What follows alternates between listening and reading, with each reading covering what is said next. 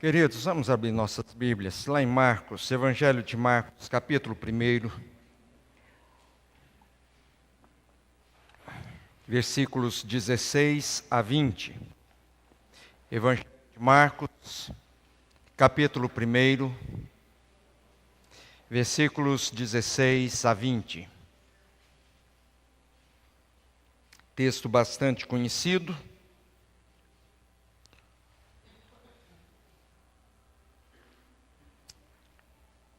Caminhando junto ao mar da Galileia, viu os irmãos Simão e André, que lançavam a rede ao mar, porque eram pescadores.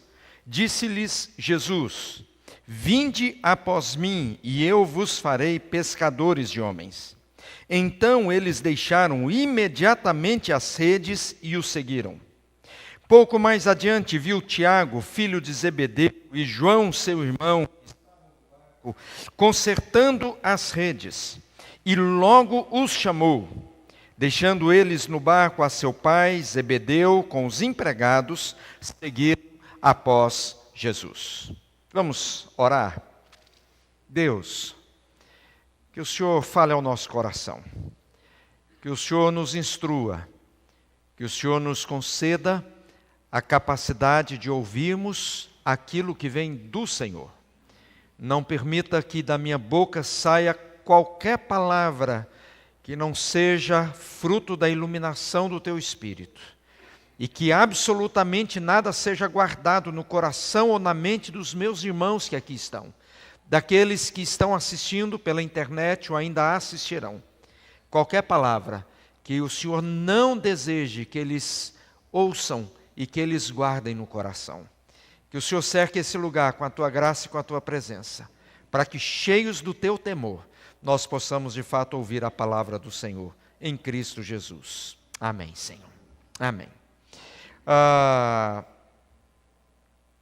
Para toda pessoa há uma tarefa. Para toda tarefa há um chamado. Todo chamado exige uma resposta.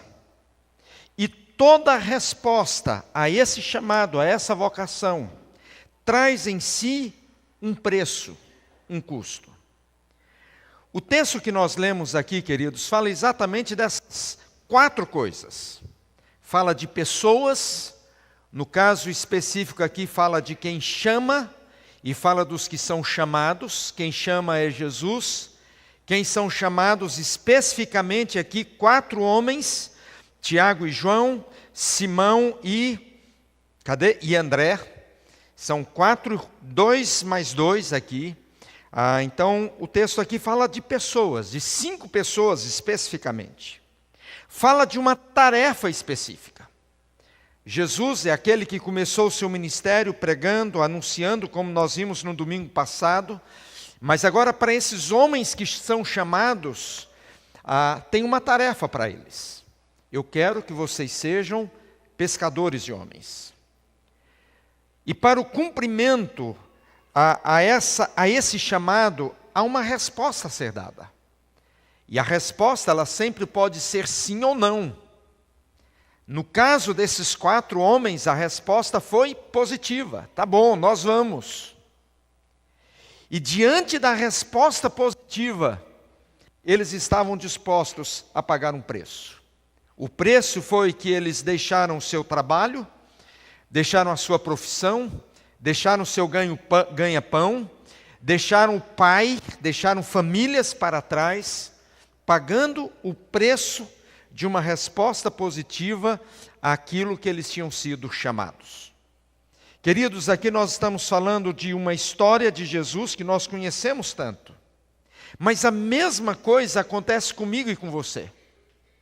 Nós somos pessoas que temos tarefas, que precisamos dar uma resposta positiva ou não a essas tarefas pelas quais nós somos chamados, e quando nós respondemos, seja uma resposta positiva ou negativa, nós pagamos um preço. Em toda e qualquer situação, queridos, nós precisamos estar conscientes de que isso envolve a mim e a você. Isso tem a ver com a questão de trabalho. E aqui eu gostaria de falar um pouco sobre a tarefa. E a tarefa que Jesus diz aqui para aqueles homens, o chamado é bem específico.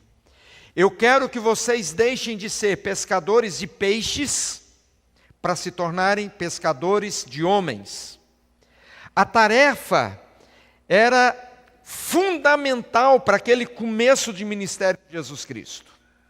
Jesus, ele tinha plena consciência do tempo que ele passaria na terra e daquilo que ele faria nesse tempo específico de mais ou menos 3 anos de ministério. E o principal foco de Jesus nesses 3 anos é treinar esses homens para eles desenvolverem depois a tarefa que eles estavam assumindo agora que eles fariam. Eu quero que vocês sejam pescadores de homens. E aqueles homens queridos, então, eles abrem mão de tudo aquilo e eles então resolvem seguir a Jesus. A primeira pergunta que eu faço é: e nós? Primeiro, qual é o seu chamado? Qual é a sua vocação? Para que Deus o colocou na terra? Alguns foram chamados aqui, queridos, para serem advogados, outros para serem dentistas, médicos, engenheiros, donas de casa, biólogos, nutricionistas, assistentes sociais, professores, e a coisa vai, músicos. E nós poderíamos aqui colocar uma infinidade de funções, de trabalho. E a primeira coisa que eu gostaria de dizer, queridos, é que se o seu trabalho, ele é honesto, se o seu trabalho abençoa pessoas, se o seu trabalho glorifica a Deus, esse, sem dúvida alguma, é um chamado de Deus para a sua vida. Às vezes nós pensamos em vocação apenas os vocacionados para serem pastores ou missionários. Eu já ouvi muito isso. Não, ele foi vocacionado. Eu sei que eu fui vocacionado para ser pastor. Mas os vocacionados, os chamados, não são apenas os pastores ou os missionários. Nós temos que ter consciência, queridos, de que Deus nos chamou e nos vocacionou para aquilo que nós somos. Essa foi uma das grandes conquistas da reforma do século XVI. O trabalho como uma resposta ao chamado de Deus. Uma resposta ao chamado de Deus. Então, no seu trabalho, no que você faz, se você o faz de forma íntegra, honesta, se você o faz não só para ganhar dinheiro, você pode ganhar dinheiro, quanto mais melhor, não tem problema nenhum quanto a isso. Mas se no seu trabalho, ganhando dinheiro, muito ou pouco, tanto faz, você abençoa pessoas, você glorifica a Deus fazendo isso, certamente isso é um chamado, é uma vocação. Mas eu queria dizer de uma outra vocação, de um outro chamado, que são os dons e as habilidades que Deus lhe concedeu para servir no contexto da igreja local. Cada um de nós temos um chamado para trabalharmos no nosso contexto diário do dia a dia, que nós nos mantemos, que nós nos sustentamos, que nós somos usados por Deus para a conservação da história e do mundo. E esse chamado, queridos, é indispensável. Agora, nós somos chamados também para servirmos a Jesus e servirmos a sua igreja como pescadores de homens. E você pode e deve ser pescador ou pescadora de homens lá no seu trabalho, no que você faz. Se você não tem a percepção de que você foi chamado para ser pescador ou pescadora de homens lá no seu trabalho, no que você faz, eu diria para você o seguinte: você está perdendo uma dimensão muito rica, de um significado especial do seu trabalho, de ser usado por Deus para abençoar pessoas. Então eu queria que, primeira coisa, eu gostaria que você percebesse, olhasse para o seu trabalho como uma dimensão, uma parte desse chamado para ser pescadores de homens. Porém, nós somos chamados para sermos pescadores de homens de uma forma muito mais específica, no contexto daquilo que a igreja faz como corpo de Cristo. E aqui entra a questão de dons, talentos, habilidades específicos, e aí quem tem um chamado pode não ter o outro, e quando nós olhamos para 1 Coríntios 12, Romanos 12, Efésios 4, nós percebemos ali na lista de dons espirituais, que a lista é sempre feita o seguinte: uns para, outros para. Tanto aqui quanto lá, sempre nessa perspectiva de que ninguém é obrigado a fazer todas as coisas, mas nós sempre somos chamados a fazer alguma coisa. Eu diria que ninguém tem todos os dons espirituais. Eu já ouvi gente batendo peito e disse: eu tenho. Eu duvido. Eu não creio que todos tenham todos os dons espirituais, mas ao mesmo tempo, ninguém pode dizer: eu não tenho nenhum dom. Eu não tenho. Querido, você pode não ter descoberto qual é o seu, mas a palavra de Deus diz que quando Jesus foi elevado às alturas, Ele concedeu dons aos homens. Ele concedeu dons aos homens. Então, queridos, a outra questão é: o que você tem feito para servir ao Senhor no contexto da sua igreja? Qual tem sido a sua disponibilidade para ser útil, para ser usado pelo Senhor? Nós temos oportunidades de trabalho.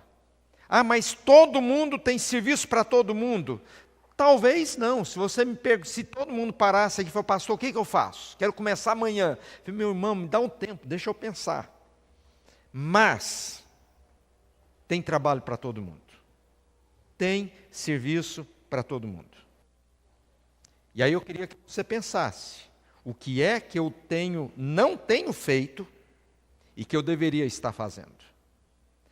Quais são os dons que Deus me concedeu, que eu estou colocando tudo aqui, estou embalsando, deixa aqui, deixa guardadinho.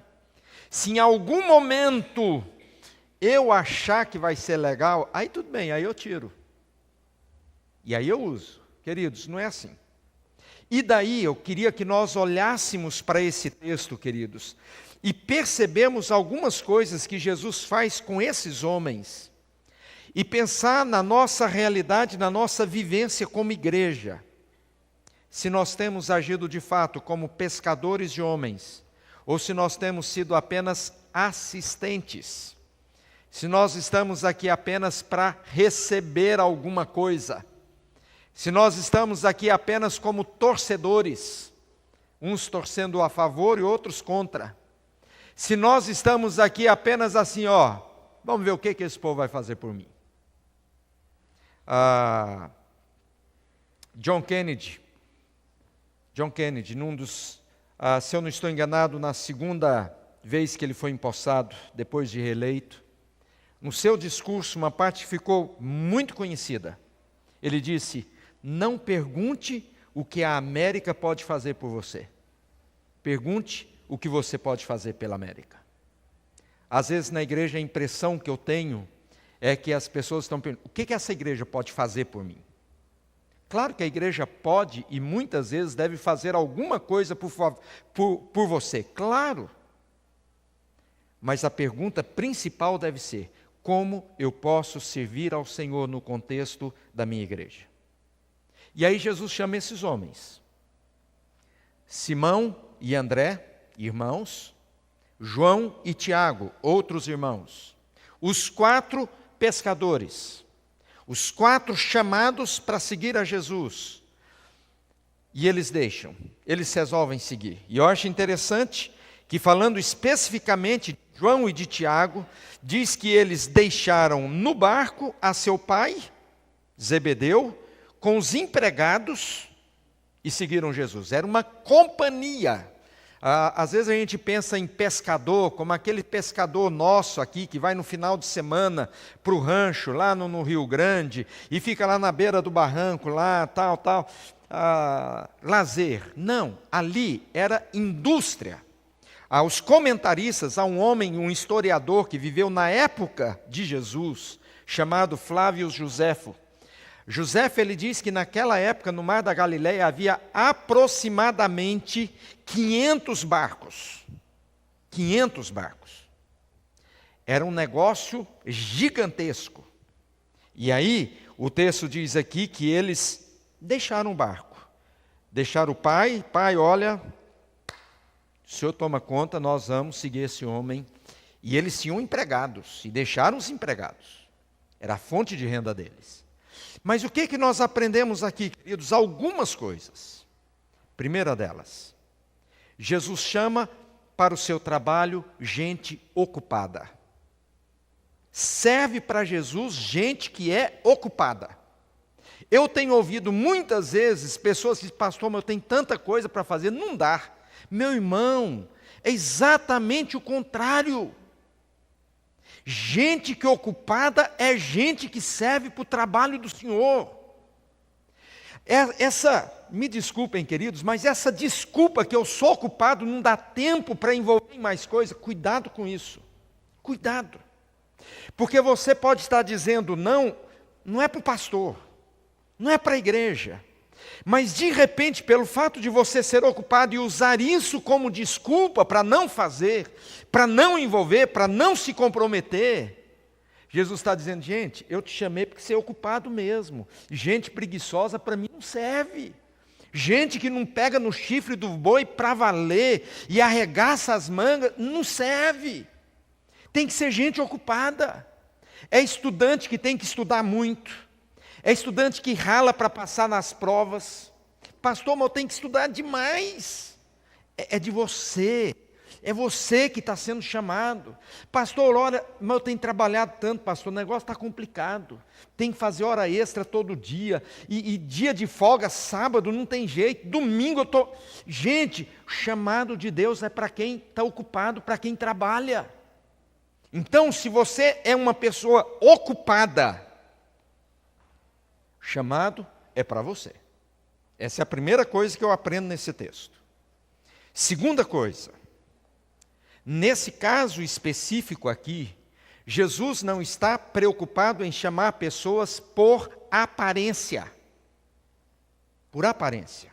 Gente, os pescadores daquela época não eram pessoas estudadas, não eram pessoas que trabalhavam de uniforme, gente que trabalhava todo engomadinho, bonitinho, terno e gravata, não tinha ar-condicionado, não tinha muita educação no sentido aqui até de trato, a gente percebe até na história dos evangelhos, que de vez em quando eles meio que se enfrentavam. Não era gente assim muito polida, não. Depois, é certo que Jesus chama outros com outras características, mas no caso específico aqui, Jesus quer pessoas dispostas. A questão de lapidar, de trabalhar quem eram, isso era com ele no transcorrer do tempo. E aí eles são lapidados, aí eles são trabalhados. Mas esses homens que faziam um trabalho simples, eram pescadores, sabiam pescar, sabiam fazer o trabalho deles, mas eram pessoas simples. Jesus não vai atrás dos teólogos lá de Jerusalém, dos seminaristas, não, vou pegar um seminarista que ele já aprendeu muito, ele já sabe bastante. Não, ele vai atrás de pessoas que de fato tinham a disposição para trabalhar. Ele recrutou não das classes operárias, mas pescadores. Ninguém como Jesus acreditou na pessoa comum, simples, mas que tinha disposição para fazer aquilo que ele queria. Terceiro lugar, o chamado de Cristo, em primeiro lugar, é para uma relação, para um relacionamento. Isso aqui é fundamental, queridos. Jesus, ele diz aqui, segue-me, segue-me. Antes de dizer, sejam pescadores de homens, Jesus diz, segue-me. Estar com Jesus é mais importante do que fazer alguma coisa para Jesus. Viver com Jesus, relacionar com Jesus, é fundamental quando eu quero servir a Jesus. Não, pastor, pode deixar o que o senhor quiser que eu faça, eu faço. Ótimo, maravilha. Mas antes de qualquer outra coisa, você tem que ser crente. Tem que amar Jesus acima de todas as coisas. Tem que ser discípulo de Jesus. Tem que ser servo de Jesus. O chamado de Jesus foi para uma função. O chamado de Jesus não foi para um trabalho específico e só para um trabalho. Não. Foi, acima de tudo, um chamado para estar com Ele. Relacionar com Jesus vem antes do trabalho para Jesus. Viver uma vida de submissão a Deus vem antes de trabalhar por Deus, antes de trabalhar para o Senhor. Não se esqueçam, queridos, o primeiro e principal chamado é um chamado para estar com Ele, para caminhar com Ele, para viver com Ele, para ir onde Ele vai, para ouvir o que Ele diz e para cumprir aquilo que Ele pede. É para estar com Ele. Quarto lugar, o chamado de Jesus Cristo exige, requer uma resposta imediata. O chamado de Jesus, queridos, exige uma resposta. Quando a gente olha lá em Apocalipse, Jesus diz, João escreve o que Jesus disse. Olha, vocês estão em cima do muro, resolvam o que vocês vão fazer. E porque vocês não são nem quente nem frio, eu estou a ponto de vomitar-te da minha boca. Resolvam o que vocês querem da vida. Resposta imediata. Eu quero que vocês me sigam e sejam pescadores de homens. Sim, senhor. Vamos lá. Queridos, nós tentamos racionalizar muito as coisas. Nós tentamos entender muito as coisas. Tentamos aprender muito primeiro, para depois a gente responder. Eu diria para você o seguinte: responda primeiro e deixe que o Senhor Jesus trabalhe na sua vida, para que Ele lhe conceda as ferramentas e as habilidades necessárias para ser útil nas mãos dEle. Quinto lugar, queridos, o chamado de Cristo exige uma preparação. Preparação. Jesus, Ele gosta das coisas muito bem feitas.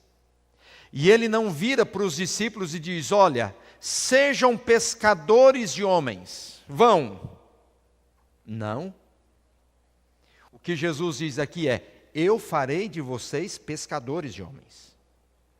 E é interessante quando a gente lê os evangelhos e que a gente vê o processo de Jesus de treinamento desses discípulos, é muito interessante. Porque Jesus começa devagarzinho. Jesus não começa já dando funções grandiosas para eles, não. Eles primeiro caminham com Jesus, eles só veem Jesus trabalhar. E eles vão vendo o que Jesus está fazendo. E Jesus faz isso e faz aquilo. Eles estão vendo, estão aprendendo. Depois eles mandam que eles se dirijam às aldeias. Mas Jesus manda de 2 em 2. Vai lá, um ajuda o outro. Dá força um para o outro. E depois, quando eles chegam, eles têm que prestar relatório. Aí eles prestam relatório para Jesus, e Jesus fala algumas coisas de elogio, mas ao mesmo tempo ele corrige algumas coisas do que os discípulos dizem. Jesus ensina. Queridos, nós não precisamos estar prontos para servirmos a Deus. Nós precisamos ter disponibilidade para permitir que Ele trabalhe conosco para que a gente faça bem feito. Disposição para aprender. Sexto lugar, queridos, o chamado que Jesus faz para aqueles homens tem consequências eternas. Consequências eternas. E deixe-me dizer uma coisa para vocês. O trabalho que vocês fazem no dia a dia de vocês é chamado de Deus, é vocação de Deus. E o trabalho de vocês, qualquer que seja ele, naquelas condições que eu já disse, o seu trabalho glorifica a Deus de forma espetacular. Então faça bem feito, faça o seu melhor. Mas deixe-me dizer uma coisa. Talvez pelo seu trabalho em si, você não salve almas. Você abençoa pessoas, mas não tira gente do inferno. Não transforma pessoas na perspectiva de que eles têm a possibilidade de nascerem de novo. Vamos pensar, por exemplo, no trabalho de um médico. Os médicos vão lá, chega alguém doente, cheio de dor, o médico vai lá, cuida, trata, dá remédio, opera e faz isso, faz aquilo. Agora eu estou bom, agora eu estou bom. Ótimo. Cumpriu o seu trabalho, glorificou o nome do Senhor naquilo que você fez, naquilo que você foi chamado. Mas prestem atenção, o seu trabalho vence, especificamente numa pessoa, até o dia que ele está andando e que ele dá conta de ir para o consultório, dá para fazer isso ou aquilo. Queridos, mas é só aquela pessoa está morta que acabou o que você fez. Acabou, fica na lembrança, na memória de coisas boas que foram feitas por você. Agora tem uma vocação e tem um trabalho, queridos, que esse vale para a eternidade. Esse vale para a eternidade. É o trabalho quando nós, de forma consciente e proposital, nós queremos e trabalhamos e nos esforçamos para que as pessoas sejam alcançadas por Jesus Cristo, para que elas sejam salvas por Jesus. E esse trabalho, ele vale para a eternidade toda.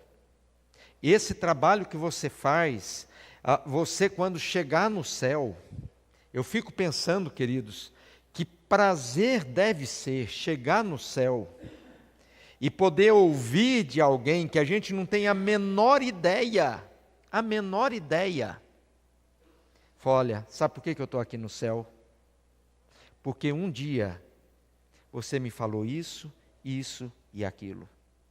Porque um dia você me convidou para ir na igreja e eu ouvi a palavra e naquele dia eu recebi Jesus no meu coração. Ele se transformou no meu Salvador. Queridos, imaginem que privilégio poder chegar no céu e saber que alguém está ali porque você foi útil nas mãos de Deus. E aí, queridos, por melhor que seja qualquer outro trabalho, por mais digno que seja, por mais honrado que seja, não tem nenhum trabalho que tenha consequências para a eternidade, como ser pescador de almas. Não tem.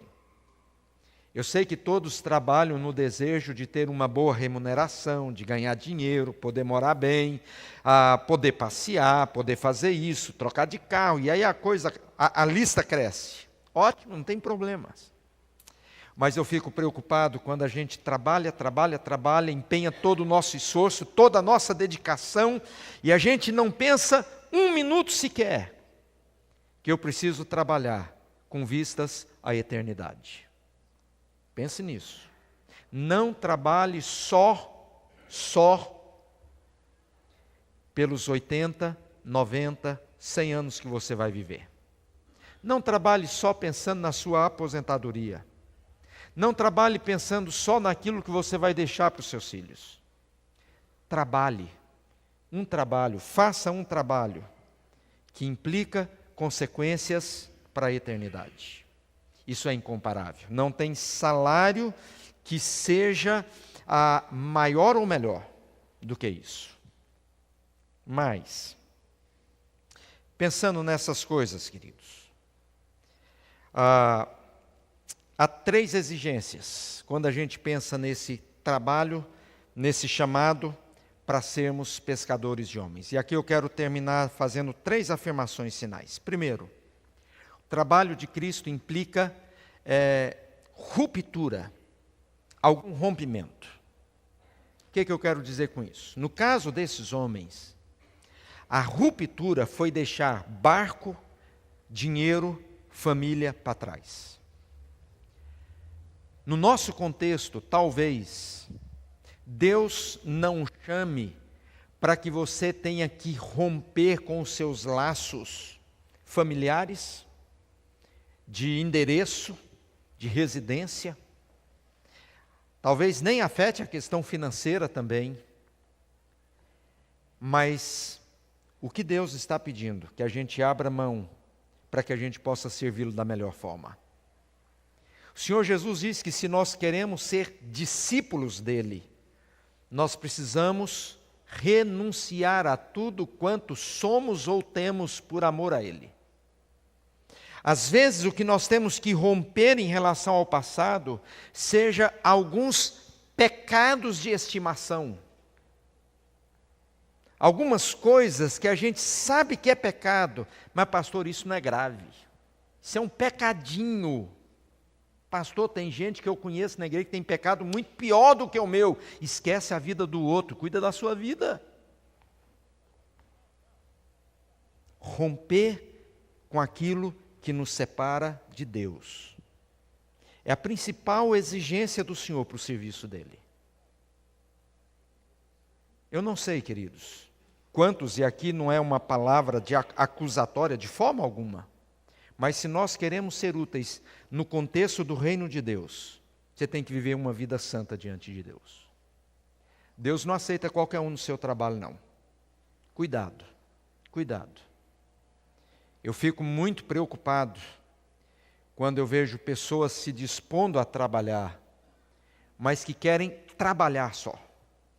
Só querem trabalhar, só querem fazer. Muito preocupado com isso. Porque antes de fazer, o Senhor Jesus preocupa com quem você é.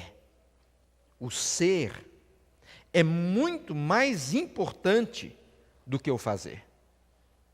Se nós somos, a consequência natural é nos dispormos a fazer. Mas se nós só fazemos, não significa que nós somos. Seja, antes de qualquer outra coisa, discípulo de Jesus Cristo. Segundo lugar, o chamado que o Senhor nos faz implica comprometimento com o futuro. Comprometimento com o futuro. Investimento para a eternidade. Um projeto que a gente só vai para frente, que não tem volta. A gente se dispõe a servir, a gente nos colocamos à disposição de Deus, e aí, queridos, é daqui para frente. É daqui para frente. Não pense em retroceder, no nome de Jesus. Não pense em retroceder. Não pense em desistir. Não pense em voltar para trás. Não pense que dar esse passo para trás vai te ajudar em alguma coisa.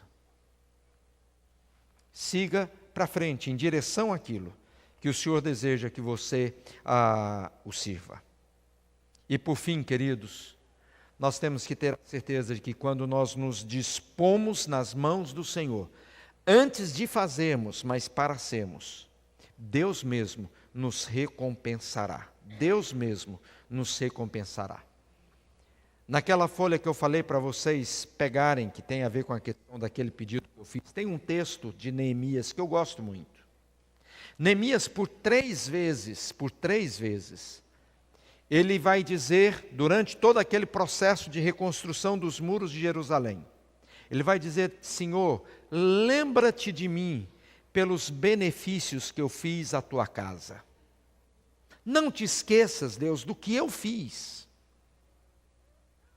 Queridos, o Senhor não se esquece daquilo que nós fazemos por amor a Ele, tenha certeza.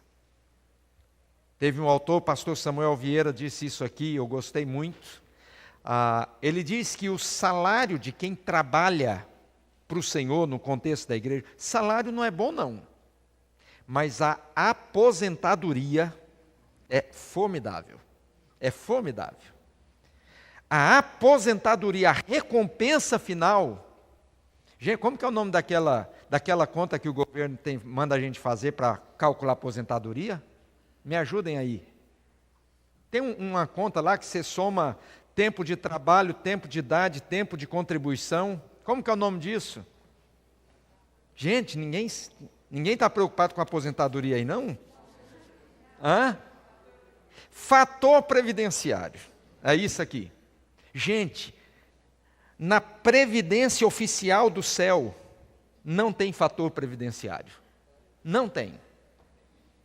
A sua aposentadoria é integral. É integral. E o cálculo tem a ver com o que Jesus fez. Tem a ver com o que Jesus fez. E aí o que Jesus fez, se eu sou, se eu estou, se eu me relaciono com Ele como filho, eu sei que eu tenho direito à aposentadoria. Isso já é uma vantagem espetacular. Agora, a recompensa pelo trabalho é outra história. É o galardão prometido para aqueles que amam e que se dispõem a servirem ao Senhor. A minha palavra, queridos, tem a ver com duas coisas. Em primeiro lugar, nós precisamos de trabalhadores. Não é a igreja Jardim Paraíso. A igreja do Senhor Jesus precisa de trabalhadores. Gente que diz, eu estou pronto.